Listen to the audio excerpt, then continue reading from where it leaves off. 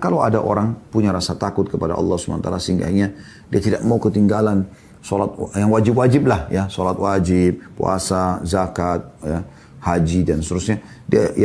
Dia terus kerja itu sudah satu hal yang luar biasa gitu. Sehingga membuat takut ini sudah cukup sebenarnya buat dia gitu. Ditambah lagi dia meninggalkan hal yang haram. Dia tidak mau masuk yang haram karena dia tahu ini diharamkan oleh Allah, dia takut dihukum. Maka ini sudah cukup takut tersebut. Kalau ada orang lebih tinggi lagi takutnya sehingga membuat dia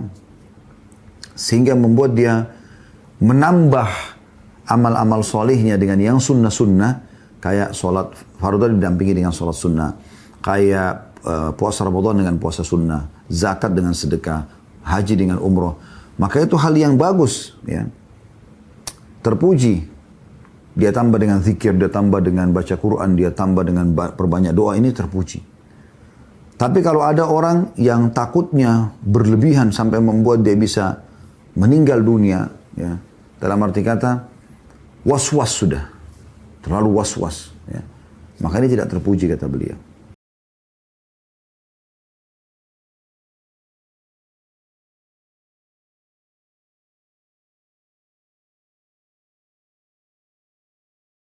Assalamualaikum warahmatullahi wabarakatuh. Alhamdulillah, wassalatu wassalamu ala rasulillah. Segala puji dan puja kehadirat Allah subhanahu wa ta'ala, juga salawat dan taslim kepada Nabi besar Muhammad sallallahu alaihi wa ala alihi wa sahbihi wasallam. Saudaraku seiman, kita akan membahas atau melanjutkan bedah buku kita 80 langkah cerdas agar selamat dari siksa neraka. Dan insya Allah kita akan masuk ke poin ke-6 ya, atau langkah yang ke-6, yaitu takut kepada Allah subhanahu wa ta'ala.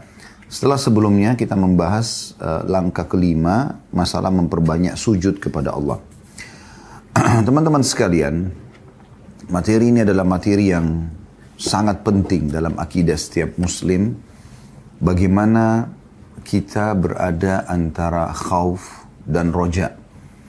Khauf adalah takut kepada Allah subhanahu wa ta'ala dan takut kepada semua yang Allah suruh kita takut. Misalnya kita takut pada neraka, kita takut akan siksa Allah lah ya.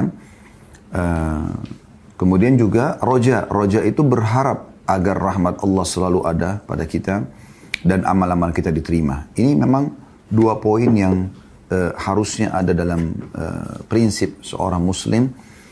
Karena dengan takut kepada Allah subhanahu wa ta'ala, maka secara otomatis ya dia tidak akan melanggar apa yang Allah larang gitu kan. Dan juga dia akan selalu patuh mengerjakan apa yang Allah subhanahu wa ta'ala perintahkan. Saya berikan gambaran tentang masalah takut ini, seperti ini kurang lebih, ini contoh rasionalnya saja. Kalau Anda masuk ke mendaftar di sebuah perusahaan dan Anda diterima. Kalau Anda suka dengan tempat itu, dalam arti kata Anda merasa ini adalah satu kebutuhan saya untuk mencari sumber income, sumber pendapatan, maka saya yakin ada rasa takut dan khawatir dalam diri Anda kalau sampai dikeluarkan. Atau misalnya Anda berumah tangga, Anda menyukai seseorang, lalu kemudian menyukai pasangan Anda takut atau tidak mau atau khawatir jangan sampai berpisah dengan dia. Atau Anda menyukai sebuah kendaraan misalnya. Lalu Anda takut kendaraan itu hilang dari Anda misalnya. Contoh. Nah ini berarti potensi itu ada dalam diri kita ya. Hanya saja dalam Islam semua itu diarahkan kepada Allah subhanahu wa ta'ala. Sebagai pencipta, nanti akan lebih dalam kita bahas masalah ini insya Allah. Saya akan bacakan dulu apa yang ditulis oleh penulis masalah langkah ke-6 agar selamat dari siksa neraka, yaitu takut kepada Allah subhanahu wa ta'ala. Allah subhanahu wa ta'ala berfirman di dalam surah Al-Mulk ayat 12. Ya, ini dalil pertama yang diangkat oleh penulis. A'udzu billahi minasyaitonir rajim. Innal ladzina yakhshawna rabbahum bil ghaibi lahum maghfiratun wa ajrun kabir. Sesungguhnya orang-orang yang takut kepada Rabb-nya yang tidak nampak oleh mereka, mereka akan memperoleh ampunan dan pahala yang besar. Perhatikan ada dalam firman Allah SWT ini yang tidak nampak dengan mata mereka. Ya, seperti sekarang memang kita buktinya tidak melihat Allah Subhanahu Wa Taala. Bukan berarti Allah tidak ada. Karena tidak semua yang tidak nampak dengan mata manusia karena keterbatasan mata manusia berarti tidak ada. Ya. Contoh misalnya, perasaan yang kita rasakan, kayak misalnya suka, ya, senang, suka, benci, senang, sedih, lapar, haus, ya, apalagi ya, yang lainnya misalnya marah, ya, dan yang lainnya itu sebenarnya bisa kita rasakan, tapi kita nggak nampak, nggak lihat wujudnya gitu. Nah ini kan berarti menandakan ada hal-hal yang jelas sekali yang kita bisa rasakan dalam keseharian kita, tapi kita nggak lihat wujudnya. Ini memberikan gambaran kepada kita memang ada sesuatu yang gaib, ya. Dan tentu banyak sekali bukti tentang keberadaan Allah Azza wa Jalla. Seperti misalnya yang paling nyata adalah adanya alam semesta ini. Anda bisa lihat bangunan yang begitu raksasa, yang begitu besar di atas kepala kita ini, langit dengan segala macam fenomenanya, ya. Adanya matahari terbit sehingga terang menerangi. Matahari ini dari mana? Siapa yang ciptakan? Dan siapa yang mengatur dia pagi hari dengan tepatnya dia terbit dan dia terus, ya, berjalan sampai akhirnya terbenam. Begitu juga dengan malam hari.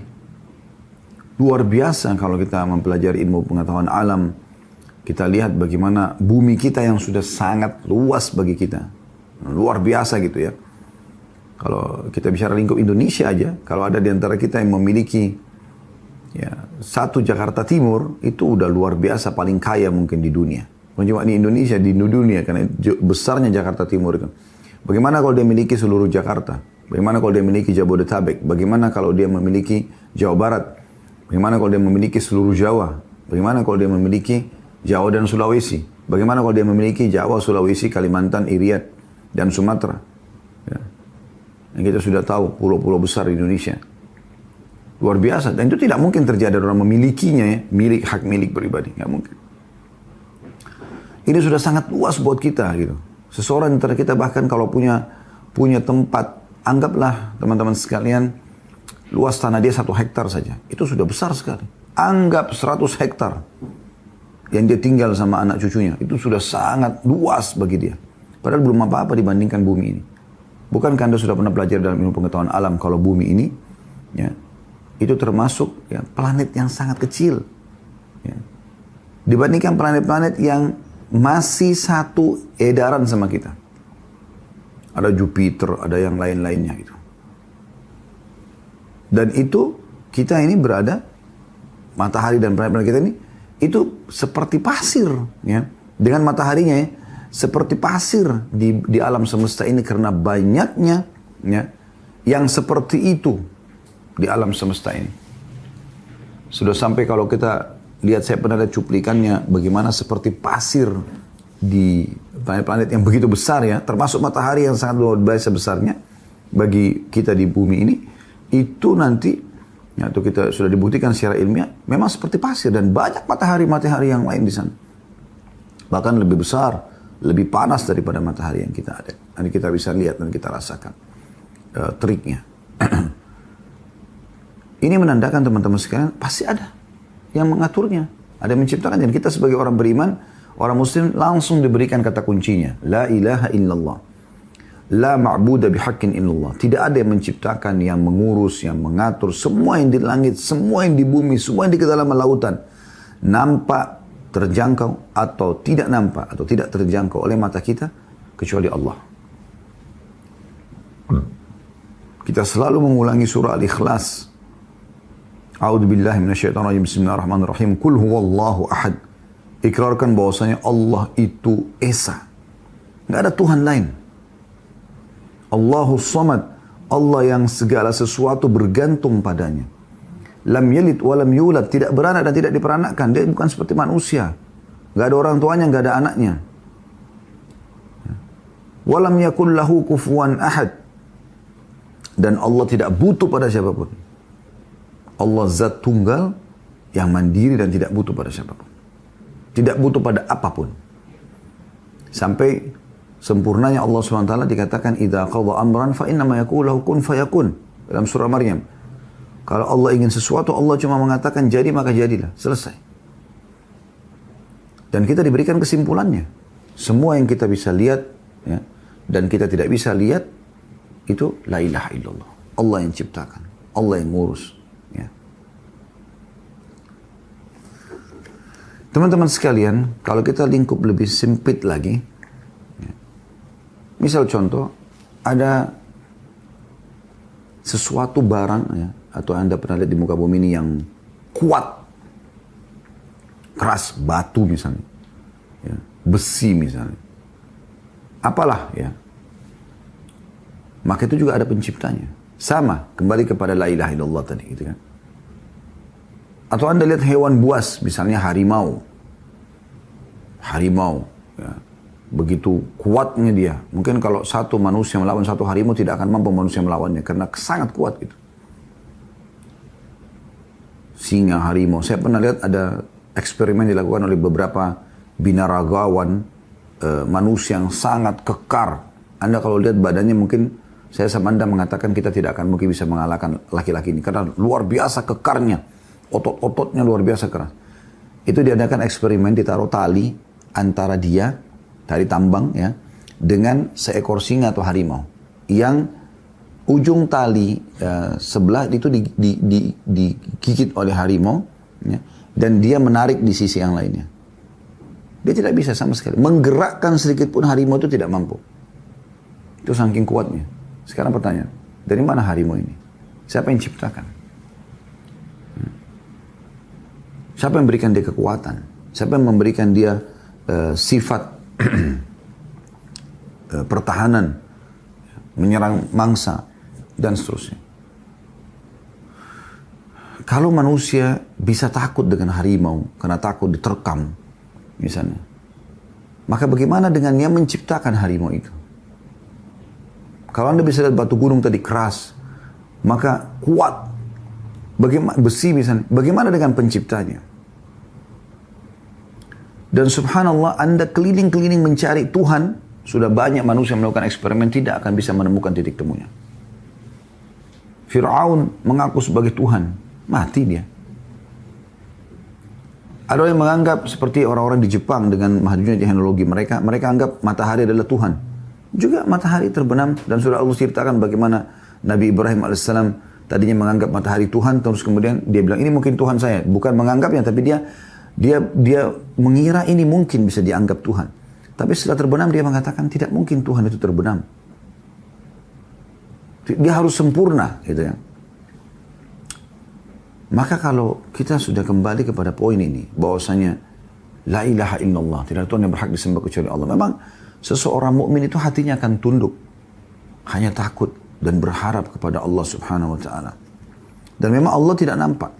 Kalau Anda bertanya, lalu kapan Ustaz kita bisa melihat Allah? Di hari kiamat nanti. Dan yang lihat Allah hanya penghuni surga saja.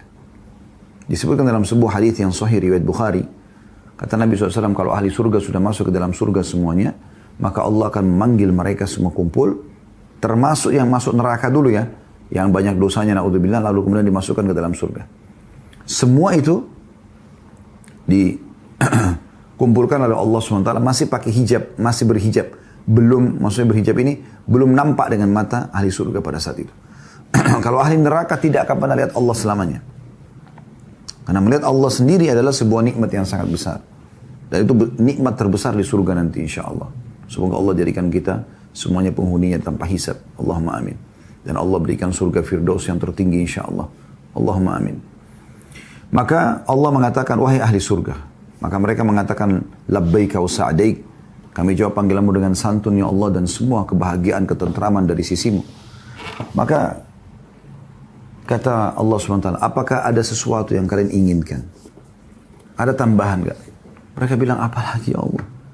Saking besarnya nikmat Allah sampai mereka sudah tidak tahu harus minta apa lagi. Sudah habis. Semua angan-angannya sudah habis. Nggak ada lagi. Maka kata Nabi SAW, Allah pun mengangkat hijabnya. Maka mereka pertama kali pada saat itu melihat Tuhan mereka. Lalu serentak mereka semua mengatakan, ya Allah, tidak ada nikmat yang mengalahkan melihat wajahmu yang mulia. Semua nikmat dayang-dayang, ya, permadani, istana, ya, segala macam nikmat surga yang sulit untuk digambarkan, itu dikalahkan hanya dengan beberapa saat melihat Allah Subhanahu wa ta'ala. maka Allah pun menampakkan dirinya ya kepada ahli surga sehari 2 kali, seingat saya begitu ya. Jadi memang Allah SWT tidak nampak sebagai dalam ayat ini. Sungguhnya orang-orang yang takut kepada Rabb-nya yang tidak nampak oleh mereka, tapi bisa diketahui keberadaannya, diyakini, mereka akan memperoleh ampunan dan pahala yang besar. Saksi bahasan kita adalah di sini dikatakan innal ladzina yakhshawna rabbahum, yang takut kepada Tuhan mereka. Lalu penulis mengangkat Ar-Rahman, ya, dalil kedua ayat 46 yang berbunyi a'udzubillahi minasyaitonir rajim wa liman khafa maqama rabbih jannatan, dan bagi orang yang takut pada Tuhannya ya, akan mendapatkan 2 surga. Dan Nabi Muhammad SAW mengingatkan di dalam sabda beliau yang diriwayatkan oleh Tirmidzi dan Al-Hakim, dan hadis ini disahihkan oleh Syekh Albani dalam Sahihul Jami' nomor 6222. Kata baginda Nabi SAW, man khafa adlaj, wa man adlaja balagal manzil, ala inna sil'atallahi ghaliyah, ala inna sil'atullahil jannah. Siapa yang takut, maka dia akan berjalan sepanjang malam. Dan siapa yang berjalan sepanjang malam, dia akan sampai ke rumah. Ingatlah, perniagaan Allah itu mahal. Ingatlah, perniagaan Allah adalah surga. Maksudnya siapa yang takut kepada Allah, takut masuk ke neraka, takut tidak masuk ke dalam surga, maka dia akan bersegera. Ya. Nabi SAW berikan gambaran orang yang takut nanti ada sesuatu besok hari, dia dari malam sudah jalan. Segera dia selamatkan dirinya. Dan ketahuilah, apa yang Allah janjikan sesuatu yang sangat besar. Barang dagangannya Allah ini surga. Sangat mahal. Allah akan balas itu bagi orang-orang yang takut kepadanya. Kata beliau, takut kepada Allah akan membuahkan ampunan dari Allah bagi pelakunya.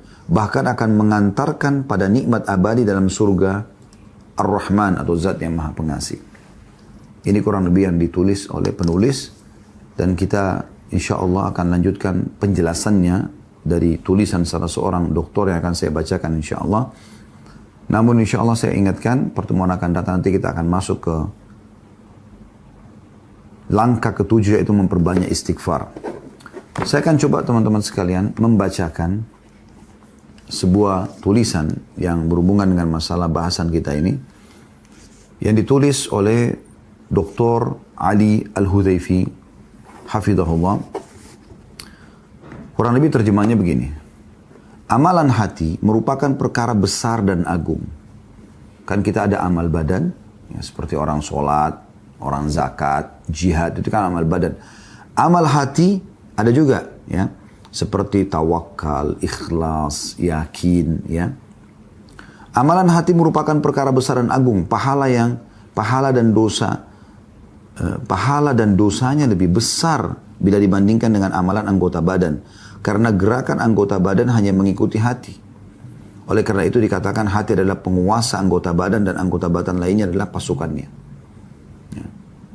Jadi Anda pernah dengar hadis Nabi SAW ya, yang berbunyi, sesungguhnya dalam tubuh manusia ada segumpal darah, yang kalau dia baik maka baik semuanya, kalau dia buruk maka buruklah semuanya. Dan itu adalah hati manusia. Ya. Di antara amalan hati yang mendorong melakukan amal soleh yang bisa menumbuhkan rasa cinta kepada hari akhir nanti, kata beliau, yang dapat menjauhkan dari perbuatan buruk, tidak akan melanggar, ya, tidak bermaksiat, dan bisa menimbulkan sikap zuhud terhadap dunia, mendahulukan akhirat dari dunia, serta dapat mengekang hawa nafsu, sehingga tidak dilampiaskan kecuali pada yang halal saja, ya. Kebutuhan biologis misalnya, atau makanan, minuman, semua hanya dilampiaskan ke, ya, ke hal yang halal, ya. Yaitu kata beliau, khauf, rasa takut kepada Allah, dan roja, berharap rahmat Allah. Khauf atau rasa takut kepada Allah Azza wa Jalla akan memandu hati kepada semua kebaikan dan menghalangi dari segala keburukan. Rasa takut kepada Allah ini akan membuat seseorang ya, selalu saja ingin melakukan semua kebaikan, ya, karena dia takut nanti jangan sampai dia lakukan, dia akan masuk ke neraka misalnya, ya. Dan menghalangi dari semua keburukan. Dia tidak mau buat dosa karena takut dihukum. Sedangkan roja, harapan, mengantarkan meraih ridho dan ganjaran Allah Azza wa Jal. Dan ini semua akan meniupkan semangat untuk melakukan amalan yang besar. Rasa takut kepada Allah Azza wa Jalla merupakan salah satu cabang tauhid yang harus diperuntukkan hanya kepada Allah. Allah Subhanahu wa taala memerintahkan agar manusia takut kepadanya dan melarang untuk takut kepada selain Allah. Dalil yang paling jelas berhubungan dengan masalah ini surah Al-Imran, surah nomor 3 ayat 175. Ini tentu selain yang tadi sudah kita baca ya, tapi ini dalil yang kita bisa langsung berikan contoh realita di lapangan insyaallah. Surah Al-Imran Anda bisa buka surah nomor 3 ayat 175. Anda dengarkan, A'udzu billahi minasyaitonir rajim. Innama dzalikumus syaitanu yukhawwifu awliya'ah fala takhafuhum wa khafuni in kuntum mu'minin. Sesungguhnya mereka itu tidak lain hanyalah syaitan yang menakut-nakuti kamu dengan kawan-kawannya. Karena itu jangan kamu takut kepada mereka, tetapi takutlah kepadaku, kata Allah, jika kamu benar-benar orang-orang yang beriman. Saya kasih gambaran teman-teman sekalian. Syaitan tahu. Syaitan ini siapa? Golongan dari yang kafir dan fasik dari jin. Ya. Mereka berusaha untuk menyesatkan manusia. Saya pernah jelaskan, kalau teman-teman masih ingat, saya ingatkan kembali. Di muka bumi ada dua jalan. Tidak ada jalan yang lain. Ada dua jalan saja. Satu jalan yang benar dan satu jalan yang salah. Jalan yang benar ini, teman-teman sekalian, adalah jalannya Allah Azza wa Jalla. Yang kita katakan tadi, la ilaha illallah, tidak ada Tuhan yang berhak disembah kecuali Allah. Ini jalannya Allah. Juru bicaranya Allah adalah para nabi-nabi. Dilanjutkan oleh para ulama dan da'i. Dan Anda kalau berinteraksi dengan para da'i dan para ulama, ya, maka Anda akan dipandu ke jalan ya, Allah SWT, dan ujungnya adalah surga. Ini jalan yang benar dan tidak ada jalan yang ketiga. Tidak ada jalan yang lain yang benar, cuma satu ini. Yang kedua jalan sesat dan tidak ada jalan yang ketiga. Tidak ada jalan yang ketiga. Pilihan cuma benar atau salah. Benar atau sesat. Yang sesat ini adalah jalannya iblis. Siapa iblis ini? Allah mengatakan kana minal jinni fa fasaqa an amri rabbi. Dia golongan jin dan dia fasik terhadap perintah Tuhannya. Fasik terhadap perintah Tuhannya. Maksudnya adalah dia golongan jin tapi dia fasik, dia durhaka. Nah, semua pengikut iblis ini ya, itu atau juru bicara dia adalah dukun, peramal, penyamun, penyihir, ahli maksiat. Anda kalau bergaul sama mereka dipandu ke iblis dan syaitan, ya, orang-orang manusia dan jin yang fasik dan kafir disilakan dengan syaitan di sini ya, atau pengikut syaitan. Maka dipandu ke neraka. Tidak ada jalan yang ketiga. Nah, Allah Subhanahu wa taala memerintahkan kita agar takut kepadanya dan jangan takut kepada syaitan. Nah, syaitan ini suka menunggangi rasa-rasa takut manusia supaya teralihkan dari Allah kepada niat mereka. Contoh misal, supaya mudah difahami. Kalau ada satu rumah ini pernah ada orang bunuh diri. Ya. Umumnya di Indonesia, orang nggak mau beli rumahnya. Kenapa? Oh, karena nanti ada rugun tayangan. Ya. Nanti akan diganggu, nanti akan begini dan begitu. Ini contoh. Sebenarnya teman-teman sekalian, ini semua berita dusta. Kalau Anda lewat di rumah yang tadinya ada orang bunuh diri itu, maka setan di sekitar rumah itu akan coba membisikkan kepada Anda, menunggangi potensi takut Anda yang harusnya untuk Allah. Itu yang bunuh diri itu perempuan, rambutnya panjang, matanya belalak, apalah pakai baju putih misalnya, digambarkan begitu. Kalau Anda takut kepada syaitan itu yang Allah mengatakan tadi dalam firman-Nya ini, itu adalah syaitan-syaitan yang menakut-nakuti wali-walinya atau pengikutnya, maka jangan kalian takut kepada mereka, tapi takutlah kepadaku kalau kalian benar-benar beriman, ya. Maka kalau ada orang takut di situ dengan bisikan syaitan ini, maka nanti pada saat dia lihat ke arah rumah itu, dia bisa melihat nanti, ya, syaitan mengelabuhi mata dia, ya, menipu dia, ternyata betul apa yang tadi digambarkan itu. Tapi kalau seandainya Anda tidak takut, takut Anda hanya kepada Allah SWT. Anda tepis, Anda baca a'udzubillahi minasyaitonirrajim. Aku berlindung kepada Allah dari syaitan yang terajam, dilempar dengan panah-panah api. Anda kalau baca isti'adzah ini, maka Allah akan datangkan malaikat yang mematikan mereka. Mematikan, ya, syaitan-syaitan itu. Kalau Anda tidak takut, Anda tidak akan pernah lihat apa-apa. Bahkan syaitan tidak akan mengganggu orang yang pemberani. Dia hanya tunggangi potensi takut itu. Ini terjadi, Allah gambarkan dalam surah Jin, surah nomor 72 dalam Al-Quran, bagaimana orang-orang Mekah dulu, yang masih kafir ya, mereka sebelum diutus Nabi SAW, atau pada saat Nabi SAW sudah diutus dan masih mereka yakini itu, mereka kalau lakukan perjalanan keluar kota Mekah, kalau mereka istirahat di sebuah lembah, mereka sudah tancapin tenda-tenda mereka, kemah-kemah mereka, maka mereka teman-teman sekalian atau pemimpin kafilah itu keliling di kemah-kemah semua orang yang ikut sama dia dalam kafilah itu, kemudian dia mintain bekal-bekalnya. Mau nyumbang apa nih? Mau nyumbang apa? Ada yang kasih kurma, ada yang kasih keju, ada yang kasih madu, ada yang kasih air putih. Dia diambil semua sama dia. Kemudian dia bawa ke tengah lembah. Ini ijtihad dia, upaya dia sendiri. Tapi ini salah. Lalu dia mengatakan, wahai penjaga lembah, ini setengah bekal kami, ambillah, jangan ganggu kami. Padahal di situ tidak ada apa-apa. Semua bumi ini diurus oleh malaikat. Anda bisa baca surah nomor 77 dan 79 dalam Al-Quran. Malaikat yang mengatur populasi manusia, turunnya hujan, pergantian siang malam, tumbuh-tumbuhan, hewan-hewan. Allah sudah perintahkan mereka kerjakan itu. Tidak ada apa-apa. Syaitan ini musuh. Dan memang mereka dilaknat oleh Allah SWT. Kita disuruh lawan mereka. Aduwwum mubin, musuh yang nyata. Kita tidak boleh takut. Kita berlindung kepada Allah SWT dari mereka. Tapi karena orang-orang Mekah ini, mereka yang tunjukkan kalau mereka takut sama penjaga lembah yang mereka maksud adalah syaitan ini. Ya. Maka Allah mengatakan fazaduhum rahaqa. Maka setan-setan di sekitar lembah itu makin mengerjain mereka. Ini ada potensi takut. Nah Allah mengatakan jangan pernah takut pada syaitan. Ini sering kali digambarkan di film horor. Takut sama siapa? Syaitan. Ya. Syaitan. Padahal syaitan tidak perlu takut. Sama sekali. Apa kata Nabi SAW? Kalau seseorang di antara kalian membaca bismillah, basmalah saja. Syaitan di sebelahnya mengecil sampai seperti lalat. Bisa disentil sama dia sebenarnya. Gitu kan? Walaupun kita nggak bisa, kita nggak lihat. Tapi syaitan itu lemah. Apa kata Nabi? Kata Allah SWT dalam Al-Quran, A'udzubillahi minasyaitonir rajim, inna kaida syaitani kana dha'ifa. Tipu daya syaitan itu sangat lemah. Lemah sekali mereka. Kalau dia ajak kita berzina, dia ajak kita berbohong, dia ajak kita menipu. Kalau kita nolak misalnya, kita nggak mau. Apa yang dia bisa lakukan? Apakah syaitan akan datang mencekik kita? Nggak, dia nggak bisa buat apa-apa. Maka jangan pernah takut sama mereka. Dan ini yang paling banyak menyesatkan manusia. Ya. Potensi takut kepada Allah dialihkan kepada para syaitan ini. Dan syaitan selalu menakut-nakuti itu.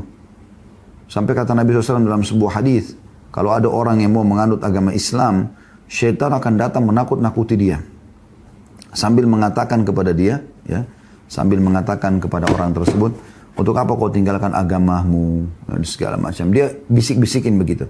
Tapi dia kufur kepada syaitan, kata Nabi SAW. Dia tolak, kemudian dia masuk Islam. Lalu setelah itu, dia pun mau hijrah, pindah ke wilayah komunitas kaum muslimin, biar bisa leluasa beribadah.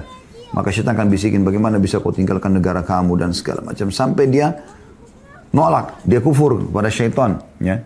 Lalu kemudian dia hijrah. Setelah itu ada komandan jihad. Pada saat dia mau ikut jihad, maka syaitan mengatakan, ini kata Nabi SAW dalam hadis sahih ya. Syaitan akan takut-takutin, dia mengatakan nanti istrimu akan nikah sama laki-laki lain. Bagaimana dengan hartamu, segala macam ditakut-takuti. Tapi dia kufur kepada syaitan, lalu dia pergi berjihad sampai dia terbunuh mati syahid. Ingatlah, kata Nabi SAW, siapa yang lakukan itu, maka wajib baginya masuk ke dalam surga. Jadi syaitan menunggangi itu. Nah. Demikian pula juga ada syaitan ini masih dari syaitannya. Selain dia takut-takutin supaya orang takut pada dia, takut lewat tempat gelap, takut ini, takut itu. Nah, sebenarnya tidak perlu ada. Kalau Anda rasa di rumah Anda ada sesuatu yang Anda takut di pinggir rumah misalnya atau di belakang taman, datang ke sana, dengar saran saya, datang ke sana lalu baca a'udzu minasyaitonir rajim, tiup ke arah itu. Atau datang saja, tidak usah takut. Duduk di situ kalau perlu. Anda lagi jalan, Anda merinding, berhenti saja. Kalau perlu datang ke tempat yang Anda merinding itu, tidak usah takut. Ya. Dan ingat, berhenti nonton film-film horor ini. Cerita-cerita bohong, membesar-besarkan syaitan, padahal mereka tidak bisa buat apa-apa. Mereka sangat lemah, bahkan mereka takut dengan orang-orang beriman. Kenapa Nabi SAW mengatakan, wahai Ibnu Khattab, wahai Umar bin Khattab, kalau seandainya kau lewat di sebuah lembah, syaitan lihat kau, maka dia akan cari lembah lain. Kenapa syaitan takut sama Umar? Karena Umar tahu mereka lemah. Kalau sudah ada bisikan untuk melakukan kemaksiatan atau takut kepada selain Allah, syaitan tinggal baca a'udzubillahi minasyaitonir rajim. Aku berlindung kepada Allah. Allah datangkan malaikat. Minasyaitonir rajim, dari syaitan yang terajam. Ya. Allah mengatakan dalam surah Al-Mulk, wa ja'alna rujuman lisyaitan, kami jadikan bintang-bintang di langit itu sebagai ya anak-anak panah, rajam yang dipakai untuk membakar setan-setan itu. Jadi setan tahu kalau orang beriman itu faham masalah ini, maka tidak ada yang perlu. Mereka tidak akan berani sama kita. Coba Anda pakai praktek ini. Beberapa jemaah mengatakan pada saya setelah saya dengarkan ceramah Ustaz, saya praktekin ini.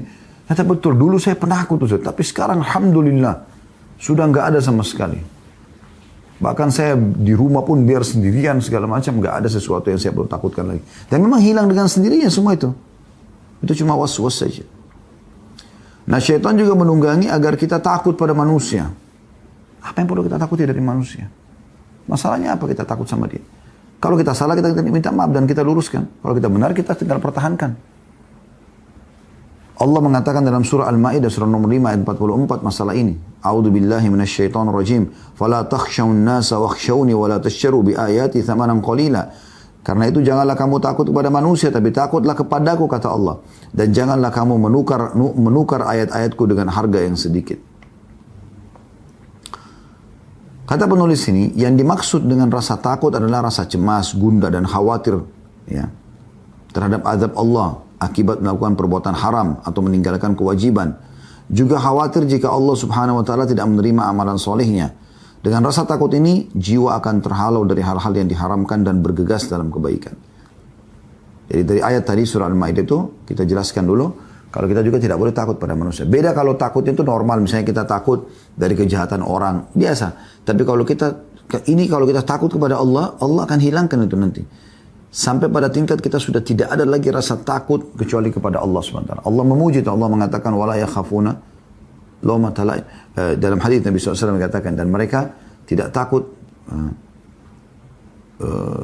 di jalan Allah ya, sedikit sekedip mata pun. Mereka sangat berani, ya. Tidak pernah takut dengan bisikan-bisikan syaitan, tidak pernah takut dengan dunia ini, kehilangan. Mereka tidak peduli semua itu, karena takutnya hanya kepada Allah Subhanahu Wa Taala. Dan di sini kata beliau, yang dimaksud dengan rasa takut di sini sedang kita bahas adalah takut akan siksa Allah kalau kita melakukan pelanggaran, dan juga takut akan amal-amal soleh tidak diterima. Dengan ini kita akan selalu menjaga hal-hal yang Allah perintahkan dan meninggalkan apa yang Allah larang gitu. Kata beliau Ibnu Rajab Al-Hambali berkata, rahimahullah, kadar rasa takut yang wajib dimiliki seorang hamba adalah seukuran rasa takut yang bisa mendorongnya melakukan hal-hal yang fardu dan menjauhi yang diharamkan. Apabila lebih dari kadar di atas sehingga bisa membangkitkan jiwa untuk bersemangat mengerjakan nafilah atau amalan sunnah dan ketaatan, menjauhi yang makruh dan tidak berlebihan dalam hal-hal yang mubah, maka itu semua merupakan keutamaan yang terpuji. Namun apabila rasa takut itu melebihi hal di atas sehingga bisa menyebabkan sakit, mati atau kecemasan permanen yang memutuskan semua jenis usaha, maka rasa takut tersebut tidak terpuji. Jadi ini Ibnu Rajab Al-Hambali mengatakan kalau ada orang punya rasa takut kepada Allah SWT sehingga dia tidak mau ketinggalan sholat yang wajib-wajib lah ya, sholat wajib, puasa, zakat, ya, haji dan seterusnya, dia terus kerja, itu sudah satu hal yang luar biasa gitu, sehingga membuat takut ini sudah cukup sebenarnya buat dia gitu. Ditambah lagi dia meninggalkan hal yang haram, dia tidak mau masuk yang haram karena dia tahu ini diharamkan oleh Allah, dia takut dihukum, maka ini sudah cukup takut tersebut. Kalau ada orang lebih tinggi lagi takutnya sehingga membuat dia menambah amal-amal solehnya dengan yang sunnah-sunnah, kayak sholat fardu didampingi dengan sholat sunnah, kayak puasa Ramadan dengan puasa sunnah, zakat dengan sedekah, haji dengan umroh, maka itu hal yang bagus, ya, terpuji. Dia tambah dengan zikir, dia tambah dengan baca Quran, dia tambah dengan perbanyak doa, ini terpuji. Tapi kalau ada orang yang takutnya berlebihan sampai membuat dia bisa meninggal dunia, ya, dalam arti kata was-was sudah, terlalu was-was, ya, maka ini tidak terpuji kata beliau. Cukup panjang bahasan beliau, tetapi Allah Subhanahu Wa Taala mengingatkan dalam surah nomor 7 ayat 99 tentang masalah ayat yang mengingatkan kepada kita agar kita memang takut akan siksa Allah. Jangan kita melanggar. yang berbunyi a'udzubillahi minasyaitonir afa aminu makrallahi fala ya'manu makrallahi illal qaumul khasirun. Maka apakah mereka merasa aman dari azab Allah, terus saja melakukan kemaksiatan dan tidak takut sama sekali? Tidak apa-apalah, buat saja gitu. Tidaklah merasa aman dari makar Allah kecuali orang-orang yang rugi, karena mereka akan dihukum oleh Allah SWT. Dan orang-orang yang takut kepada Allah Subhanahu wa taala ini, mereka selalu termotivasi untuk mengerjakan apa yang Allah perintahkan, meninggalkan apa yang Allah larang, gitu kan. Dan tadi kita sempat jelaskan bagaimana dia berada di antara khauf dan roja, ya. Dia takut dan dia juga berharap rahmat Allah. Allah gabungkan keduanya dalam surah Sajdah, surah nomor 32 ayat 16. A'udzu billahi minasyaitonir rajim. Tatajafa junubuhum 'anil madaji'i yad'una rabbahum khaufan wa tama'an wa mimma razaqnahum yunfikun. Lambung mereka jauh dari tempat tidur mereka, selalu berdoa kepada Rabb-nya dengan penuh rasa takut dan harap. Ya. Jadi di malam hari mereka bangun, mereka sholat malam walaupun mereka masih ngantuk. Semua itu karena mereka takut. Takut apa? Takut nanti kalau dia tidak kerjakan dia masuk neraka misalnya, ya. Atau takut nanti kurang amal solehnya, maka dia memperbanyak amal-amal soleh tambahan sunnah seperti ini misalnya. Dan juga berharap agar dengan itu Allah masukkan dia ke dalam surga untuk menambah derajatnya. Serta mereka menafkahkan rezeki yang kami berikan kepada mereka. Mereka menafkahkan rezeki, ya, yang kami berikan atau yang sudah yang Allah berikan, mereka menafkahkan sebagiannya. Di sini Allah gabungkan antara takut dan berharap. Bagaimana agar seseorang hamba itu karena takutnya kepada Tuhannya, takut akan azabnya, maka dia bangkit di malam hari untuk sholat, dia bersedekah dengan hartanya. Dan bagaimana dengan rojanya, harapannya, tamaknya, dia tamak dengan rahmat Allah, dia berusaha untuk mengejar yang terbaik apa yang Allah janjikan. Dalam sebuah hadis Nabi SAW riwayat Imam Muslim juga diangkat oleh beliau yang berbunyi, "Lau ya'lamul mu'minu ma 'indallahi minal 'uquba ma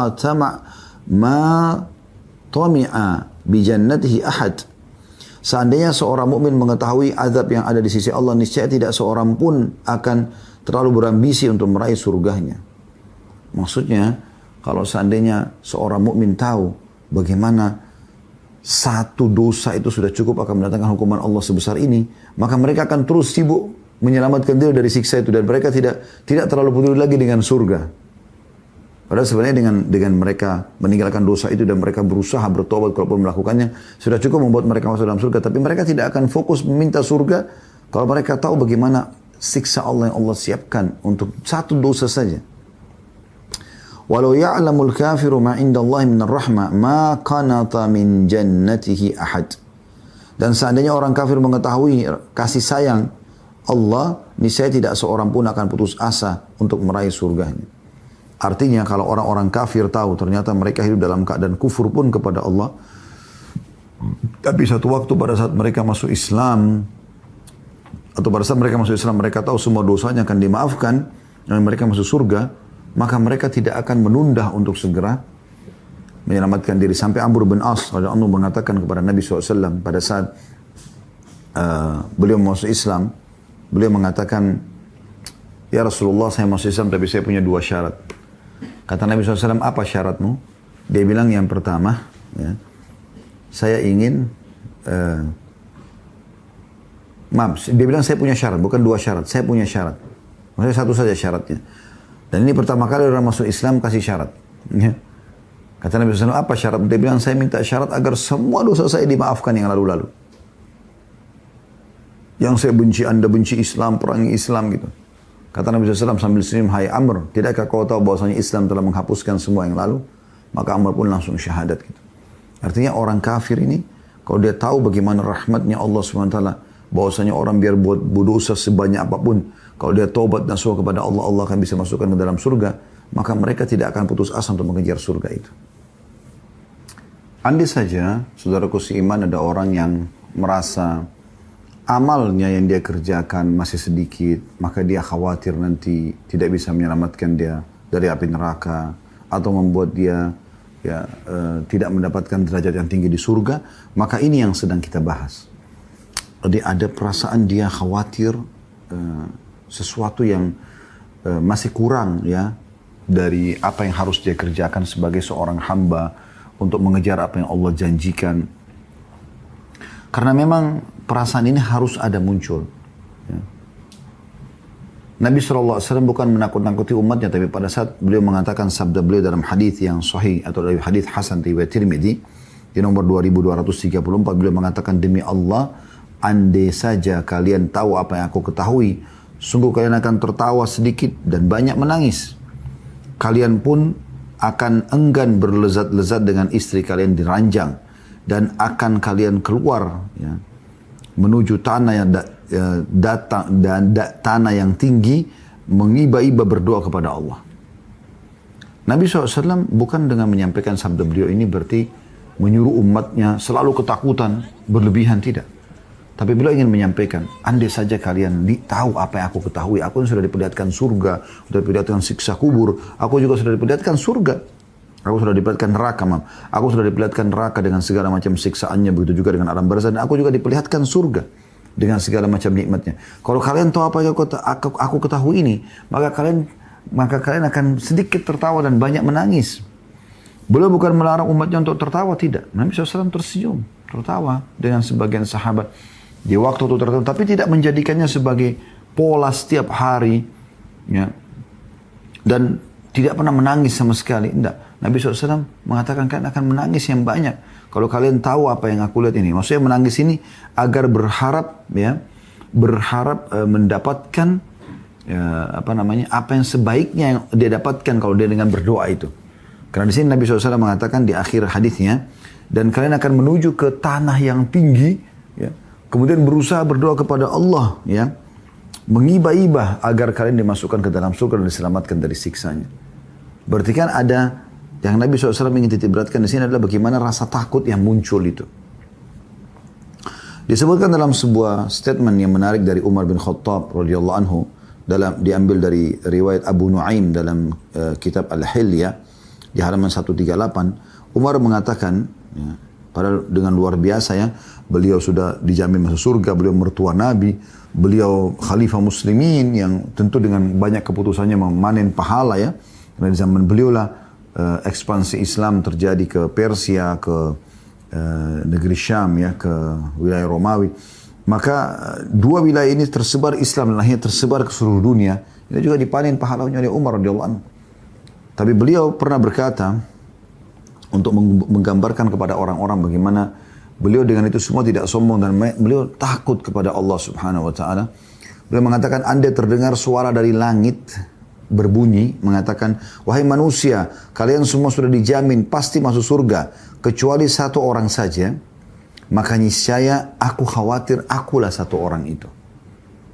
Jadi ini rasa takut yang positif ya. Artinya kalau sampai terdengar suara dari langit, langsung kita dengar dan semua penduduk bumi mendengar, kalian semua masuk surga kecuali satu orang. Umar mengatakan, aku khawatir aku yang satu itu.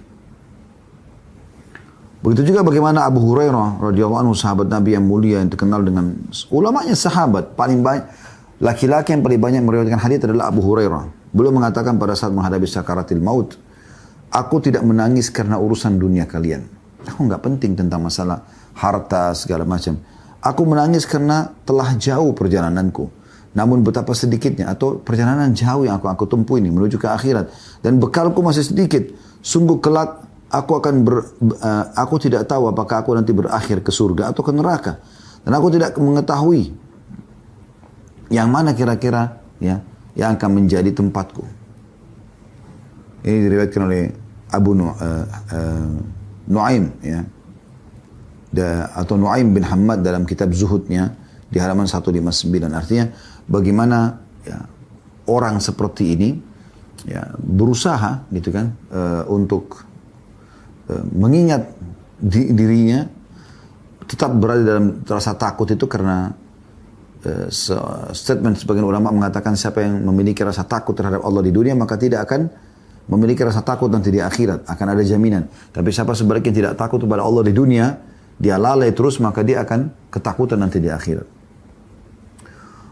Rabi' ibn Haytham, ada juga yang mengatakan namanya Husain rahimahullah, seorang ulama tabi'in, hampir setiap hari dia pergi dia menggali sebuah liang lahat di belakang rumahnya. Hampir setiap hari dia masuk ke dalam lubang tersebut. Beberapa saat saja. Kemudian dia membaca ya, firman Allah Subhanahu wa taala, qala rabbi irji'un la'alli a'malu salihan fima tarakt. Orang-orang nanti kafir pada saat mereka masuk ke dalam kuburan, mereka menuju ke akhirat, nanti menuju ke neraka, mereka mengatakan, wahai Tuhanku, kembalikanlah aku. Semoga aku pasti akan melakukan amal soleh yang dulu aku tinggalkan. Ini semua karena dia ingin munculkan rasa takutnya kepada Allah Subhanahu wa taala. Jangan sampai dia lalai dalam masalah hal-hal yang seperti ini. Jadi ini termasuk hal yang sangat luar biasa yang dititik beratkan dalam langkah yang keenam, bagaimana merasa ya kita takut kepada Allah Subhanahu wa taala karena Allah akan ya, memberikan hukuman bagi setiap pelanggarnya, dan juga kita takut, khawatir jangan sampai tidak masuk ke dalam surga karena amal-amal yang kita kerjakan juga belum diterima Allah Subhanahu wa taala. Maka kita selalu berusaha di antara itu. Kita akan melakukan amal yang terbaik dan kita meninggalkan apa yang Allah Subhanahu wa taala larang. Allahu a'lam.